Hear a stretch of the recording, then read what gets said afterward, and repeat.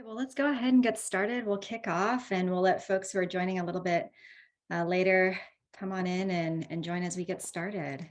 So, hello, everyone. We are so grateful and glad you're taking time out of your day to join us for this hour. We are so excited to hear from our panelists today, and we hope you leave this community feeling lighter and more empowered than you did when you entered.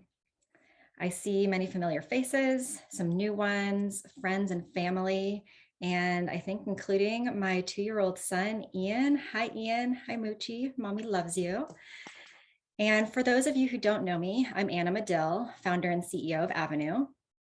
For those of you who don't know Avenue, we're proud to be a certified B Corporation, AAPI and woman-owned digital marketing agency based here in Portland, Oregon.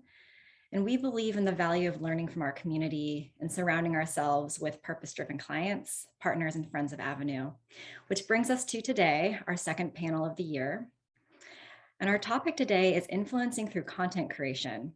And with the ever-growing importance of influencing and content creation in the digital world, we are excited to dive into a values-led conversation with some of Portland's most influential content creators.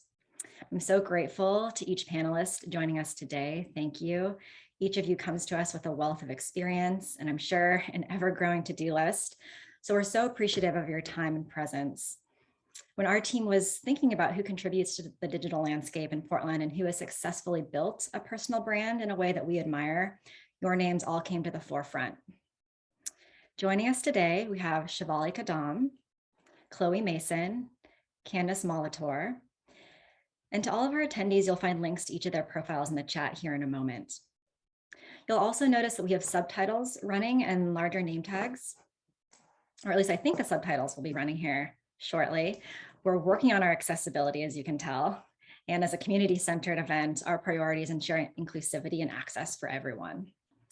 Participants, please feel free to submit questions in the chat for our panelists. We've reserved 15 minutes at the end of our session today for audience questions. And we'll kick off our Q&A with those questions from the chat and from all of you. So thank you, panelists, for being here to share your experiences and stories with us. And with that, if our panelists are ready, we'll jump right in. So I want to start off with brief introductions so the folks tuning in can get to know everyone here in person. So I'd love to have you share just a little bit about yourself, your social media channels, and your passions. And Shivali, I'm going to have you start us off today. Sure. Hello, everyone. I'm very excited to be here today. My name is Shivali Kadam. I am an immigrant. I am a chemical engineer, and most recently, I have been a content creator, really just since the pandemic. Like so many people, I hopped on TikTok and swore I would never post one, but you know, when you get bored enough, things happen. And through that, I've found a community and a way to express myself, and it's been a really fun journey. In general, I feel like my content is really geared towards beauty and lifestyle, but kind of through an interesting perspective because I have such a diverse background in my interests and my identities. I feel like it's really important that my content reflects that. So it's been fun to share the different sides of myself through social media. Wonderful. Thank you. Chloe, would you like to go next? Hello, everybody. My name is Chloe. I live here in Portland. I am a fitness model, actress, and a writer. My channels right now are mainly Instagram. I feel like TikTok is a big thing for me to tackle on right now. I feel like it shows my age. My content really started from just kind of going through some hard things in life and wanting to reach out and see if anybody else was experiencing the same thing. And it kind of just grew a community of people that identified with some of the things that I was going through as a mother and just mental health aspects of just trying to tackle that. So that kind of just grew this amazing community and brand that I have online. Wonderful. Thank you for sharing. And now, Candace, pass it over to you. Yeah. Hi, everyone. My name is Candace Molatore. I'm a digital creator, mostly through Instagram and TikTok, based in Portland. I'm so excited to be here. So thank you so much for having me. My content mainly focuses on like motivational self-care content and lifestyle content. Originally, I had started talking a lot about body positivity and self-love on my channel. That really resonated with my audience, but over the last couple of years, I've definitely added another sort of mental health element to my content that I feel like we all really need right now. And I just really like to encourage my community to just sort of embrace self-care, whatever that looks like for them, celebrate personal wins. And I share a lot about my life and how I also sort of find joy in the small stuff. And I also work with local businesses, and I'm just really about community online. That's awesome. Yeah, and it really sounds like with the changes that have happened over the last 2 years, that all three of you have kind of found ways to evolve how you're showing up and engaging with your communities and finding a new space to create and share. It's really cool. So our first question today is around values and the values that guide you, and how have those values impacted your life, your journey, your business? And so Chloe, I'm going to pass this question over to you to start. Thank you. So for me, the values that really guide me, especially when it comes to content creation, would be transparency, authenticity, and honesty. And it's funny that all of those are actually very different, but they all seem to go together. I feel that it is so important, especially when creating, to be authentic, because how it has affected my life is, it deepens my connection with my community. It whether it be my personal relationships or when I give back, it just gives another element of real connection. As far as business, it grows an organic following. I mean, you can scroll and see all the things that, people are posting because that's what they want to see. And you hear about, people see what you want them to see. And so that's kind of what really guides me. And as far as business aspect, there's a lot of pros and cons to being a really transparent person. One of being transparent often really invites criticism and judgment. And so it adds a layer of, I need to keep with this. And just remember that the people that are there, that are actually really retaining what you have to say, these are your real struggles, your real wins. And those are really what guide me in, keeping my platform. And that's just kind of what works for me. As far as my life, especially as a parent, it keeps my household, there's no taboo. It's a real atmosphere.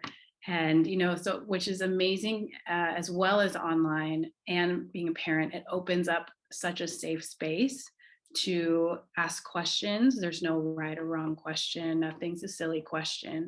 And so then when things, there are hurdles in life, even for a third grader, you feel safe enough to come with that. And I mean, I don't have answers to everything, but just knowing that there's somebody to listen.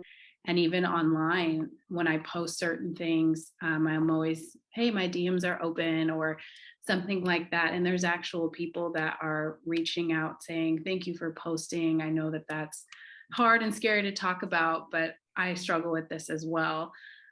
Even when it comes to, I talk a lot about sex positivity and body positivity, and those can seem like really taboo subjects, but I feel like the more we talk about uncomfortable, hard things, the more we normalize it.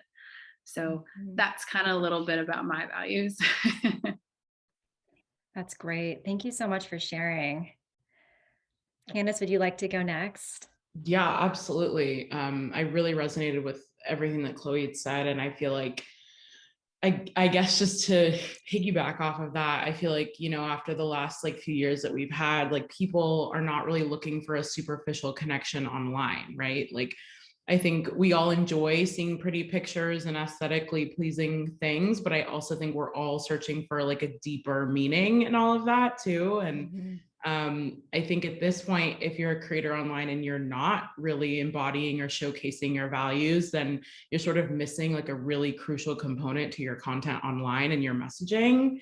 And so with my audience, like, I mean, they know like where my values lie. Like they know that I like to create a positive space online, but that I also am like not afraid to shy away from topics that are really important to me. And so, you know, we talk about things like human rights and, you know, the right to choose and education and politics and anti-racism. And we're not, you know, afraid to go there and have those conversations, especially as they relate to like, you know, current events, pop culture, things that are still like very influential to the average like consumer. So yeah, I feel like it's just sort of a piece of me as a creator. And I feel like all of us probably online and the things that we talk about. And it makes our connection, our community like even stronger. They know that they can like trust us to be transparent in that way, as Chloe said. Yeah, yeah, really agree with that. Shivali, I'll pass it over to you to share about your values.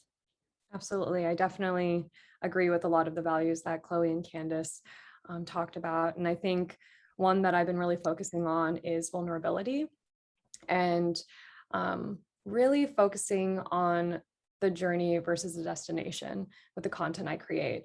Because so often we see on social media people's successes and, you know, their highlight reel, but we don't talk about the steps that it took to get there, how many times you were told no before you got that final yes that you're posting about. So I really enjoy creating content that, you know, is kind of, you know, pulls back the curtains on the entire experience of success and what that really, all that really entails, because it is mostly failure. And I really enjoy, I'm not sure how to phrase this as a value, but I guess just challenging people's perceptions. I think it's really interesting to create content that's unexpected, that really makes people take a pause and think like, oh, I didn't think of things like that, or that's a different perspective, especially because I grew up thinking that, or I feel like as women, we have often felt like we need to fit into these really tight little boxes. So like the word like immigrant, or I compete in the Miss America organization, so like pageant queen or whatever, like there are a lot of stereotypes associated with these titles and these identities, when in reality, women are so complex and we, you know, fit so many different identities and we do so seamlessly, but society still hasn't caught up and still feels like, no, you need to choose. You can't be an engineer and Miss Oregon. You need to pick one. And so I feel like content creation has been an opportunity for me to share my story and be like, you don't have to choose. It's 2022. Like women can be it all, and they are. That is such an empowering message. Thanks for sharing. And I think there's a couple of themes here that will be great to dive into maybe in the Q&A. And I saw a great question in the chat as well. And some of the themes you've talked about, all three of you, around transparency, vulnerability, how that really opens you up to comments and from opinions from people that you don't even know. And so I definitely want to dive into that a little bit more. So we'll put a pin in that for now, but I want to move us on to our second question. And that is about, what is the one thing that has really surprised you the most about developing and growing your own brand? And Candace, I'll let you kick us off. Yeah, you know, it's funny. I sort of fell into this like online creating, as I feel like anyone who kind of started early, like, you know, like mid 2010s also probably feels the same way. And so there's quite a bit that surprised me that I like wasn't really expecting. I had started in like the photography sort of market and then transitioned into like content creation and putting myself at the forefront of the page, which we've all touched on at this point, opens you up to a lot of opinion and potentially criticism. So I feel like the biggest thing for me was just I was not aware of like, you know, how much of like running a business this would sort of be like. And frankly, I still feel like I'm figuring some things out. But I feel like I'm pretty open about that. And a lot of like young entrepreneurs or entrepreneurs period are sort of in that whole like tailspin anyway. So definitely don't feel alone in that. But I also feel like I didn't expect people to resonate with my story in the way that they did. Again, like coming from a place where I wasn't putting myself in front of the camera at all, to then being able to open up and just sort of share my values, share my story as like a Black woman growing up in a predominantly white city and being adopted. And a lot of people really resonated with that. And also I feel like felt empowered to open up about their stories. So just like connecting with so many people from around the world and hearing what they've struggled with, just listening to them talk about their lives and what matters to them most is just like really still is really impactful for me. And I feel like probably like really motivates me to keep going on the days when the opinions get a little loud, you know? Yeah. Yeah, so true. I'm going to go around the circle and go back to Shivali, then we'll go to Chloe. Sure. I think the most surprising thing is probably just how much of a moving target social media is. Like, you can be going viral and everything's going your way one day, and like a week later, it's just like crickets. And I think there's just it's like a roller coaster, honestly. And I think that's kind of my favorite part about it, and my least favorite, in that it forces you to stay creative and, keep throwing out new ideas. And it's never boring for that reason. I mean, if you get on TikTok like one day and like 2 weeks later you get on, like all of the trends you saw the week before, it's like they're gone, like it's new things now. So I think that's exciting, but it's also frustrating because you want some predictability when it comes to, your business, and you want to know, like, if I do this, like, I'm going to get these results. And that's just not the case. At least in my experience, that's not been the case. So learning how to balance, being creative and trying to stay fresh with also still, creating content that is authentic to my brand is a fun challenge. And I was surprised at just how much of a moving target success in content creation can be. Yeah. Gosh, I think you mentioned something that is so interesting, and especially being in the digital landscape ourselves, is that we're working with these platforms that are constantly optimizing their algorithms for engagement that isn't really in our best interest. It's for the masses, the audience out there. And so if we get to there and we have time, I'd love to have thoughts on, how do you manage that? It is a roller coaster and it is challenging, but that can be the fun and some of the darker side of it as well. Chloe, I'm going to pass it over to you. I resonated with everything both Candace and Shivali said, so I'm trying not to recycle answers. But I think for me, what surprised me the most, to kind of reiterate, was how fast it is. As far as like it's evolving so quickly, and I feel like once I get something down, there's another thing that I'm like, okay. And how it is like a business, I don't think I thought about the amount of time that it takes even to just create something. You really got to be invested. I feel like when I started, like kind of like Candace said at the beginning, it was post a cool photo with a dope filter. That was kind of it, maybe a hashtag or two. Now it's like, transitions and making sure all this thing. So I was very surprised at the amount of skill as well that it took. I mean, you can have a great idea, but also executing it was kind of more of a challenge than I thought. Yes, the time that it takes to create content. I mean, the value, just the sheer amount of time and work and labor that you are all putting in. I mean, that's another topic as well. Thank you for those responses. These are such great insights. So our next question is around just the one piece of advice that you'd give someone who is starting out on their own content creator journey. And Shivali, I'll hand over the virtual mic to you to start. I think something that I've learned is that you have to be patient. It's really frustrating when you see some other creators or other accounts go viral or take off very quickly. But in the end, I think the key is being very patient, and slow growth is just as effective in the long run as the fast type of viral growth that we often see, especially on platforms like TikTok, where that's really, really pushed. And I think just having a lot of self-awareness, and that's like so much easier said than done. So much easier said than done. But I think it goes back to one of the questions I kind of saw in the chat, and how do you protect yourself as a content creator, like your emotions and just your mental health? I think you have to know who you are and that needs to be reflected in your content, and you need to be creating content that you truly enjoy. Because if you're just doing it, if your goal is popularity over purpose, you're going to get burnt out so quickly. And oftentimes what I've seen is if I'm not enjoying making the content that I'm posting, that other people aren't going to enjoy watching it and consuming it. So I think that's really key. It seems counterintuitive because, you know, we are all interested in being popular and going viral and things like that. But at the end of the day, purpose has to come before popularity. Yes, yes, that is such an inspiring message and one to kind of keep at the forefront.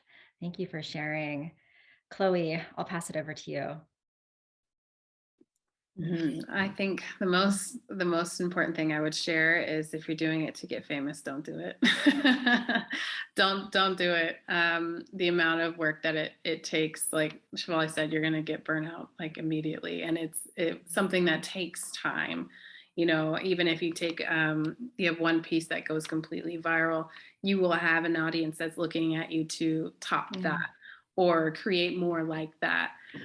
So it's not just like a stardom journey, and it's just stay true to what your values are. I think that was something that I didn't really realize in the beginning. I know I had so many people that would say pick a niche, and with the way my brain works, that's not possible. So my brain kind of encompasses a lot of these aspects of basically it's life and the pieces that come with it. So picking something, whether that's, you know, an umbrella term to a bunch of different facets of your life, or if you're just fitness, or finding something to kind of keep you grounded in a space when you feel scattered and you're like trying to figure out what to do. That's kind of what I would advise. Yeah, thank you. I'm hearing some common themes and threads here. Candace, I'll pass it over to you. Yeah, I would say in addition to what Chloe and Shivali said, like also just staying focused and being consistent to me are two of the most important things to keep in mind here. So, I mean, I feel like growth on social media is sort of harder than it's ever been in some ways. Like whether you do go viral on TikTok, now you sort of like have this audience that's kind of just like waiting for you, right?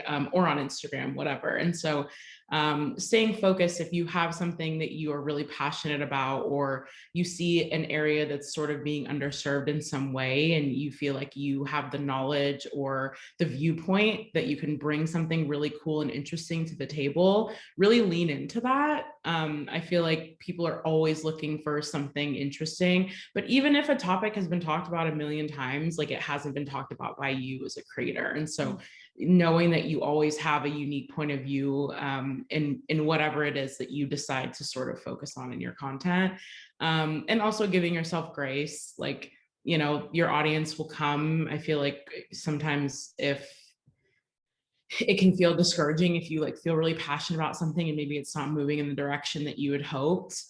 Being patient, not being afraid to mix things up a little bit, but also knowing that like your audience will find you wherever you're at. Yeah, this is so refreshing actually to hear all three of your perspectives. And it just feels like there's that common thread of focus on your values, the purpose, stay true to yourself, and find joy and passion in the content you're creating. And that's going to make it sustainable, both for you as the creator, but also more enjoyable and authentic to the audience, it sounds like. I'm going to move us on to our next question, and that is around misconceptions. And so I'm curious, you know, what is one misconception people have about content creators or influencers? And Chloe, I'll have you start us off with this one. That it's not a business. I think that's the biggest misconception. I'm trying to also think of others, but that's kind of the main thing. Or you just gain followers through posting an awesome picture. But also, as far as let's see, what is the word for growth? I think the biggest misconception that I've heard from people that start out is buying likes and followers, and that's just going to set you up for success. That's not, because that doesn't set you up for engagement or an organic community. I don't believe that, I mean, someone else could say differently, but I don't think that leading in this industry is something that you can buy.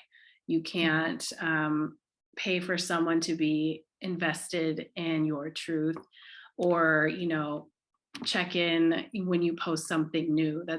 You might get a number, but it's not real. That's something that I would tell them is a big misconception. Yes, agree with that. Candace, I'll pass over to you. I feel like I have so many answers for this, but I would say the biggest one to me is that similar to what Chloe said, but that it's like not a job or that it's not a business. I think the amount of time that it takes to do everything that we do is like undervalued in some ways. I really feel like we don't talk enough about like how much time and dedication. I always equate it to like doing an entire like agency team's worth of work, but it's like just you, right? So like a lot of times if you don't have management, you are doing the email correspondence, you are negotiating the contracts, you are reading the contracts, you are the lawyer, the business manager, the accountant, the bookkeeper, you are literally everything. And then you're also the creative team, doing the filming, doing the editing, doing the directing, doing the concepting of whatever it is you're going to produce. And then you're doing the social media side of it, which is like the posting, the engaging, keeping up with the trends, all of that. So I feel like the biggest misconception is that it's like not a lot of work, because it's definitely a whole job in and of itself, if not 17 jobs in one. I really appreciate you highlighting that. I think that is just a huge misconception. I mean, the sheer amount of work, it's hard to describe. And even, I mean, you just made me feel exhausted just listening to all the things that you just listed. So yes, that is a big misconception. Shivali, I'll pass it over to you. Yeah, I definitely agree with everything that's been said. The time component is definitely up there, because it's so frustrating to see influencers or content creators. Like if you go in their comments, and there's always someone who's like, oh, I can't believe they make so much money. All they do is post photos or like 15-second videos. And it's like, you have no idea. You have no idea what went into those 15 seconds, like everything that came before that moment. And everything after with the editing and all that stuff. So I always get a little like, whatever someone brings that point up, because it's like, it's not as easy as you think.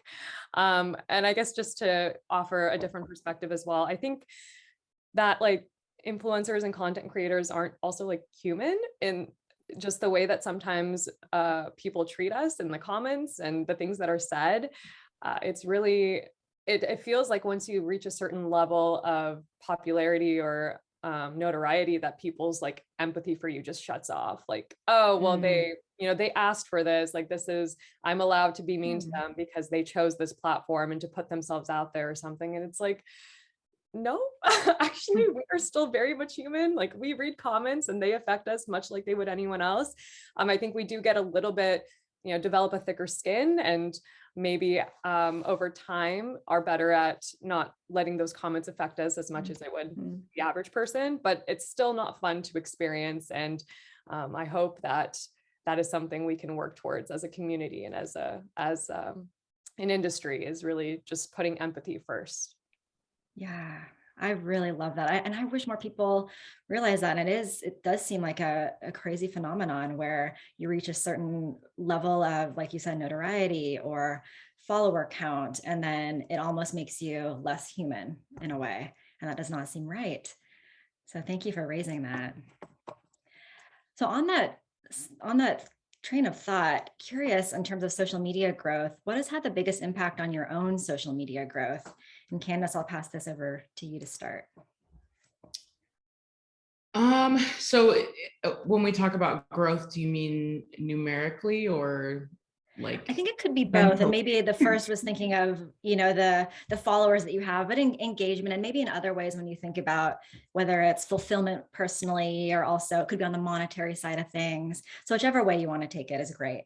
Totally. I mean, I guess this sort of would fit into both, is that I would say like fellow creators just like uplifting and sharing each other's content and being sort of a resource for feedback and just like almost like a support group, if you will. I've got like a really great group of just like online creators who are also like fellow like plus size babes, and we have like group chats online, and we share each other's stuff, we give feedback on stuff, we ask each other questions about just like business stuff that we're unsure about. And so that's really helpful. I feel like that's helped obviously my following grow by like each other sharing our stuff in some ways, like whatever we really resonate with.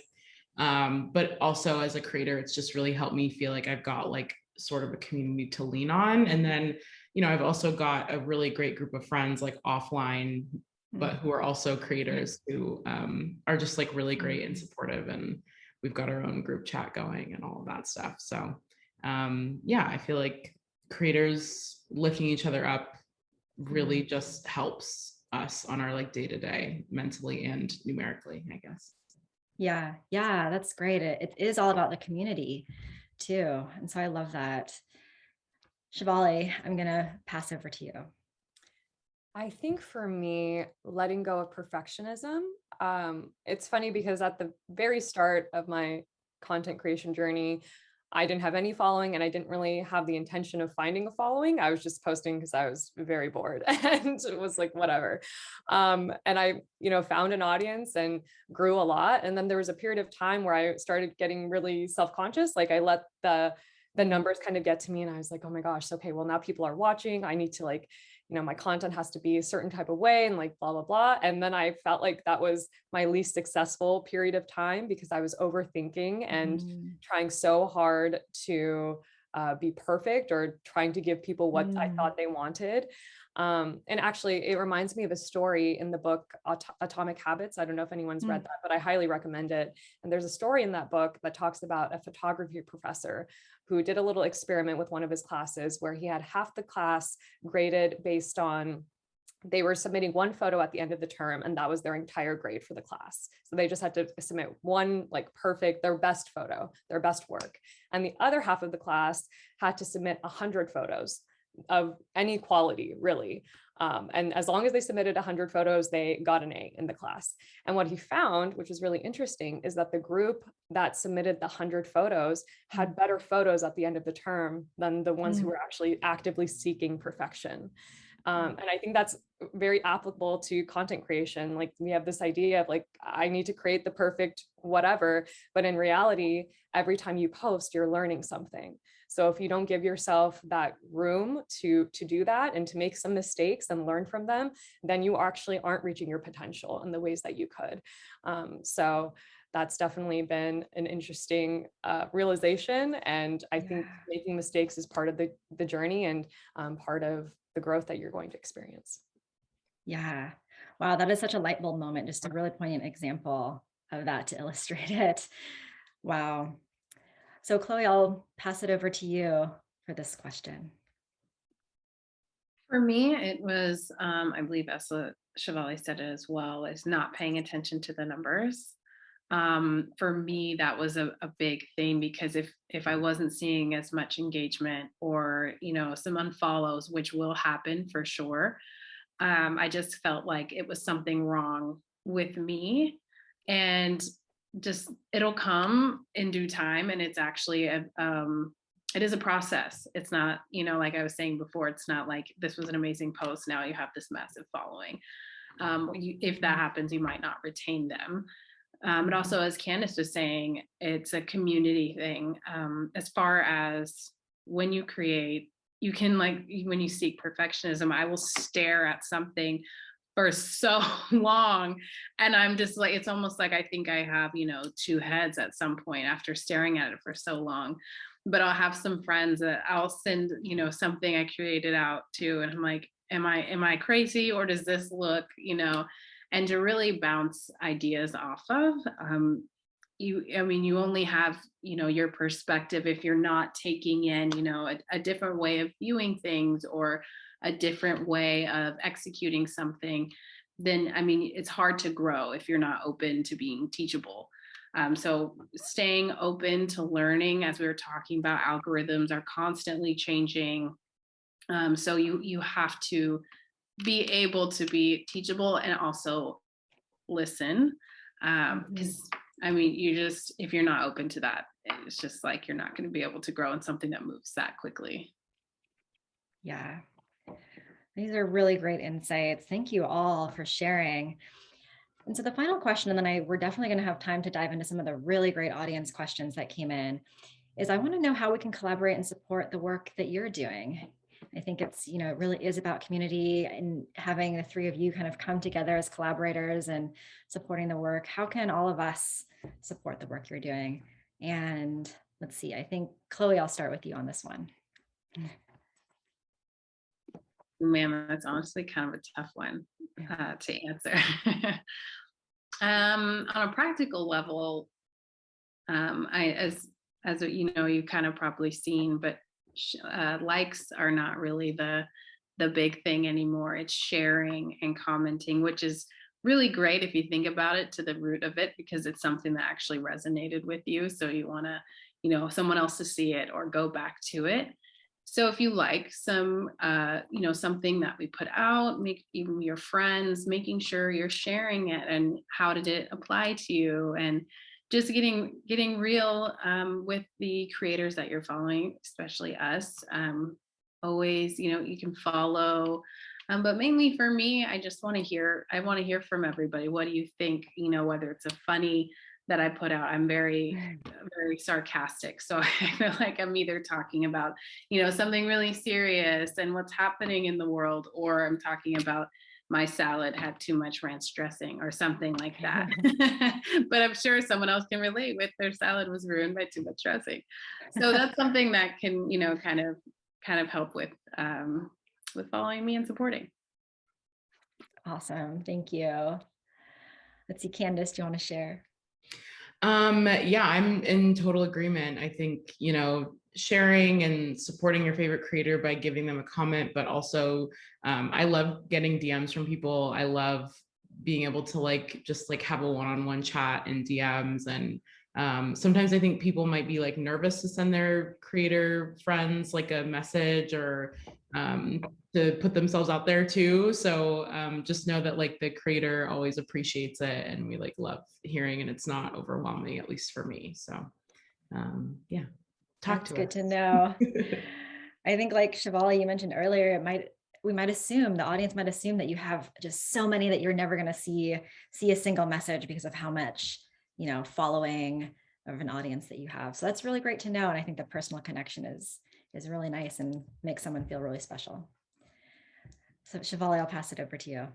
Yeah, I definitely echo what Chloe and Candace have said. And I think also something that's really important to me as a content creator and just as a human is accountability. So if I ever do, just post something or say something or do something that someone feels is out of line with my values, I want to hear that as well. I want those types of criticism so that I can learn and be better moving forward. That's something that I know that we're living a cancel culture. So invitations for that type of criticism is I might regret saying that, but I think it's important. And I really want more of that in the industry of holding each other accountable, but through empathy and kindness and assuming best intentions, so that when you do make a mistake, it's not the end of the world. It's just let's work on this. I can help you work through this or have a different perspective on this. So that's really important to me. And I hope my audience keeps me accountable. Yeah. Well, thank you so much. Well, we have some amazing audience questions that I want to dive into. I'm just going to kind of move through them. And one of the areas that we didn't touch on very much was around sort of the journey around monetizing platforms. And I know she shared some really great perspectives, but I am curious, around the monetization. And I really felt it was really refreshing around just staying core to your values, your purpose, rather than focusing on pleasing the masses.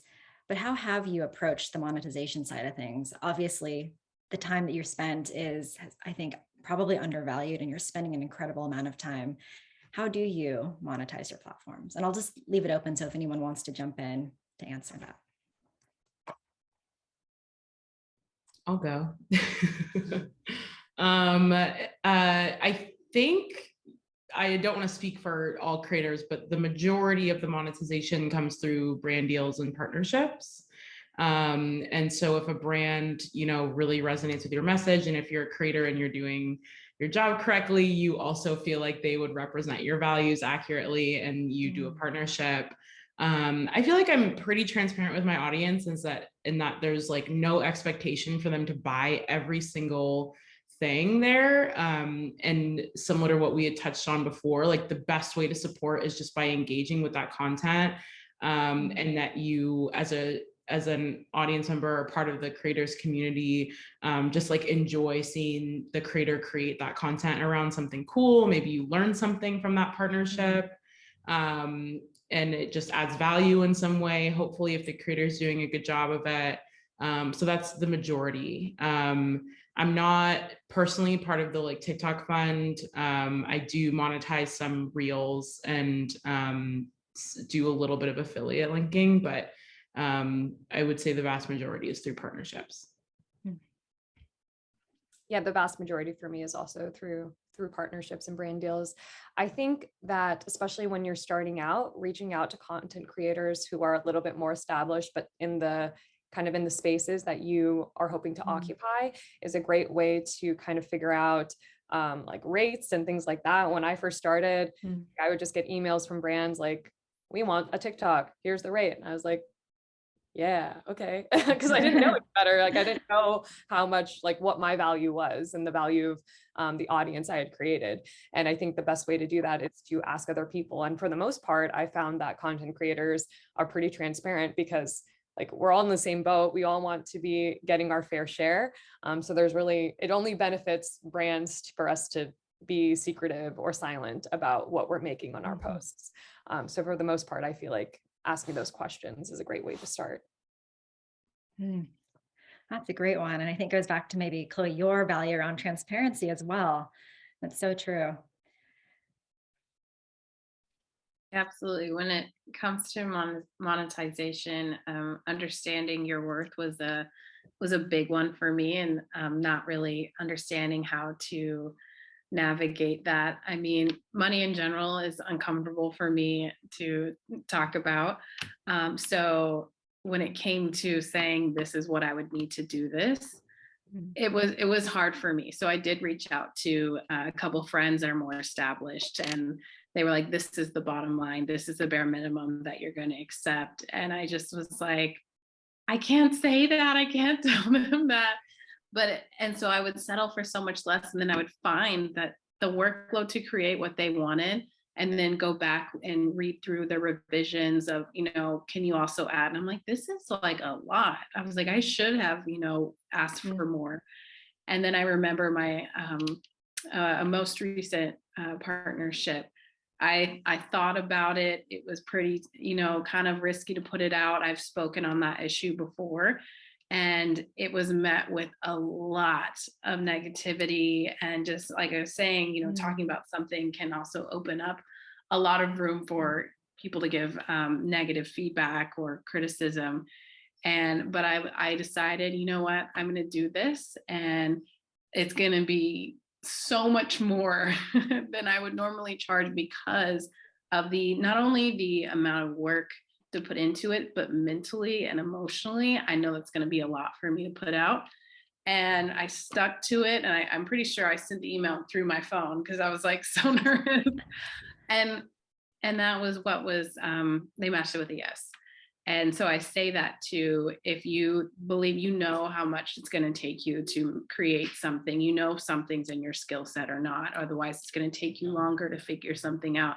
Stick by what you believe you're worth, and you need that amount of time to do so. And if someone says no, then that's a no. But you shouldn't ever have to lower something. Oh, you went on me. Yeah. Yeah, thank you. Incredibly helpful. And really just resonate and agree with just knowing your worth and the value. And I think that if that's just the one message, it's just really know your worth and your value and be able to communicate that to whoever you're partnering with.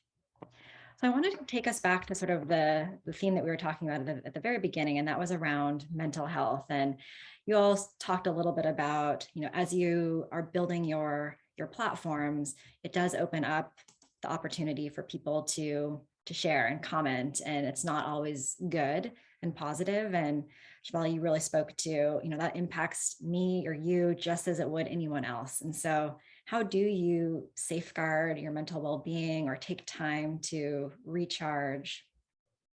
And I'll open that up for anyone who wants to answer.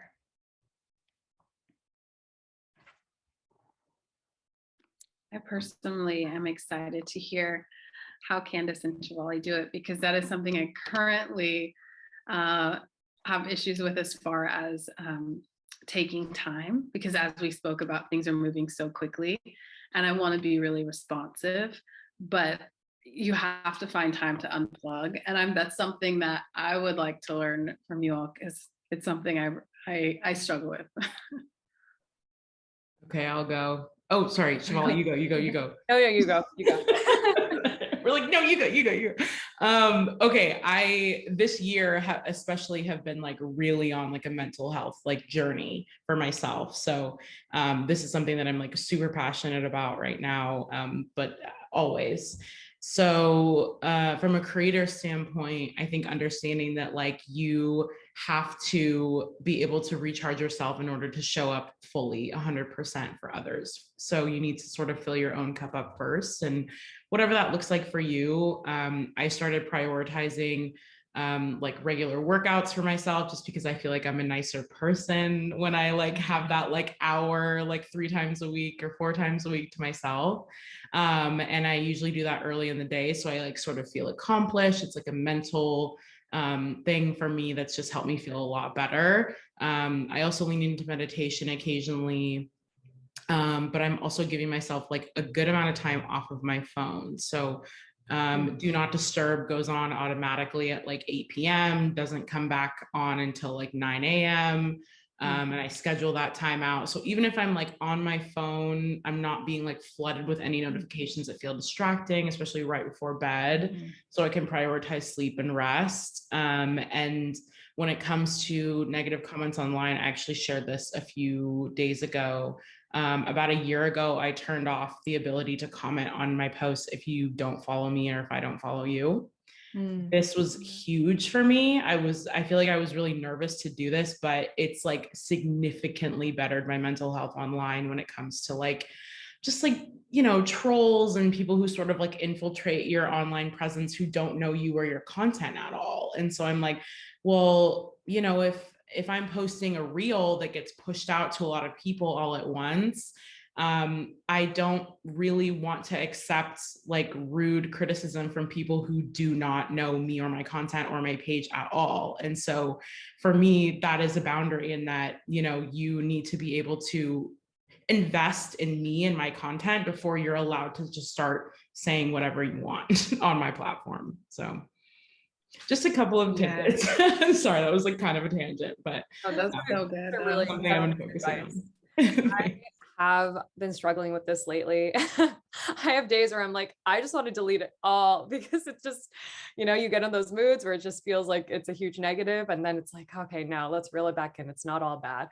But I do think that I think setting those boundaries related to time, like if I know I'm going to be with friends or with my partner, I do use like do not disturb or things like that, where it's like, I don't even want my attention to be pulled away from a second from what I'm experiencing.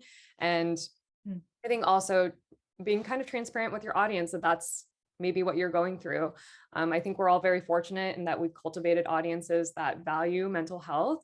And I don't think anyone would penalize us for taking those types of steps or setting those boundaries. Actually, one of my favorite creators is Brene Brown, and she did something that I think is pretty unheard of, in that she has been offline, her website, her podcast, everything, Instagram, everything is down for like, I think 4 months. Her and her team are just taking 4 months. And she has been very active in sharing how hard the last year has been for her on social media with comments and trolls and things like that. And it's really taken a toll on her. And she was like, that's it. Nothing is more important than my mental health.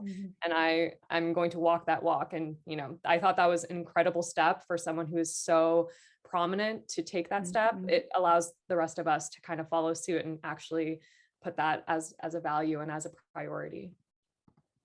Yeah. Yeah. And someone that prominent, thank you for bringing that up.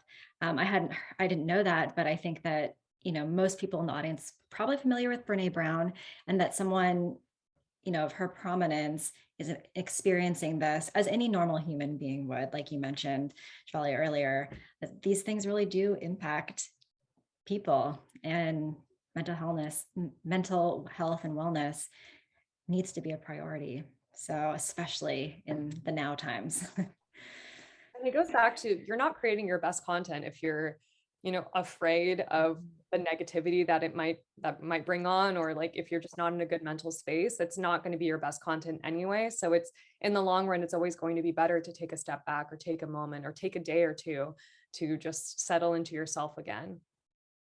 Yeah. I think we have time for one more question. And so there's a great one that just came into the chat, and that was around, what helps you feel most comfortable when you're working with the brand, and what are some of the things that you wish brands or companies would bring into their business relationship with you as a partner or potential partner? I have an answer for this. I've gotten so many emails from brands that start with, Shivali, we love your content. And then they go on to like put really rigid restrictions on the type of content they want me to create. And to me, that is just so counterintuitive, to reach out to a creator who has cultivated an audience based on their own branding. Like, they know what works for their audience, and you want to engage that audience. And yet you're not allowing them the flexibility to relay your information or your message the way that they have been, that is proven to be successful. Like, that's why you know about them. So it's been strange to me. And I've just recently started really pushing back on brands when they do that. I'm like, I understand this is, either the product or the message or whatever that needs to be relayed, but I have my own way of sharing information with my audience. And if you don't, like, you reached out to me because that's what you were interested with, but you've given me a script that is very takes all of my personality and everything that's special that I bring to the table out of it. So at that point, you could have given that to anyone. So why me? And I've been really kind of pushing back against that, because it just doesn't make sense to me anymore. And I'm at the point where it's, anything that gets posted on my pages has to be something that I want to create and something that I would create. It can't just be like, this brand wanted me to, do whatever. So I don't really understand why they don't allow a little bit more flexibility with that. I could not agree more. That as a creator, to me, is a little bit red flaggy, and it's happened to me so many times now that before I even say yes to a partnership, I need to see a brief. I need to see like specifics on messaging. I need to see like all of it, so that I know exactly like what we're being asked. And I have a manager now, so it's a little easier to be able to request that from the brand.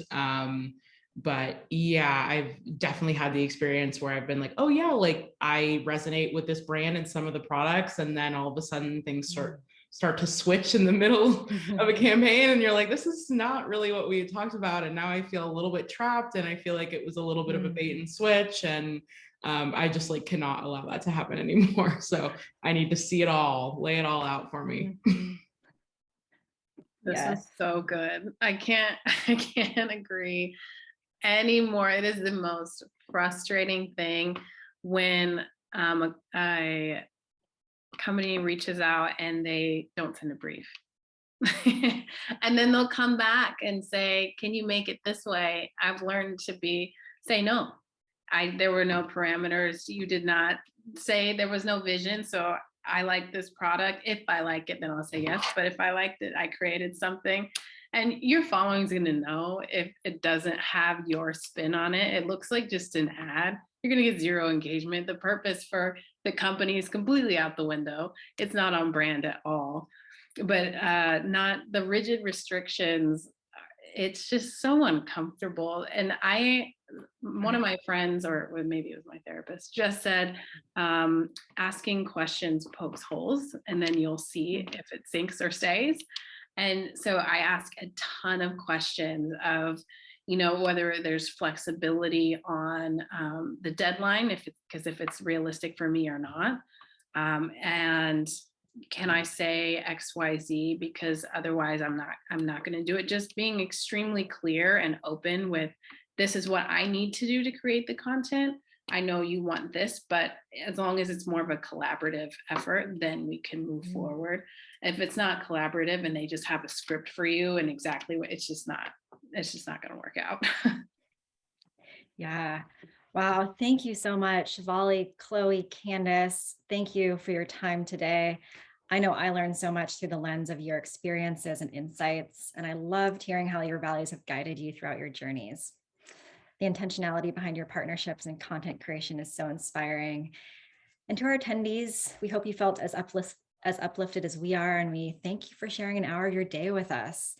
Our next panel is taking place on Wednesday, September 28th at 11 a.m. And we have another round of inspiring women and BIPOC business owners and entrepreneurs joining us to discuss the topic, Making the Leap, Personal Journeys in Entrepreneurship. And you can register now on our website, avenueagency.com/events. And as always, we want this to be a valuable experience for those who attend. So you'll be receiving a quick 5-question survey to the email you're registered with. And please feel free to share your thoughts and feedback with us so we can continue to make these sessions as beneficial as possible for everyone. And so thank you. And with gratitude to all of you, especially our panelists, thank you so much. And we'll see you next time.